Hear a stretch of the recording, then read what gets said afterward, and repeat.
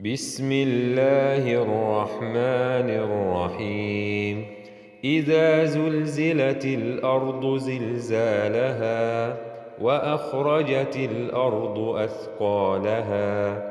وقال الإنسان ما لها يومئذ تحدث أخبارها بأن ربك أوحى لها يومئذ يصدر الناس أشتاتا ليروا أعمالهم فمن يعمل مثقال ذرة خيرا يره ومن يعمل مثقال ذرة شرا يره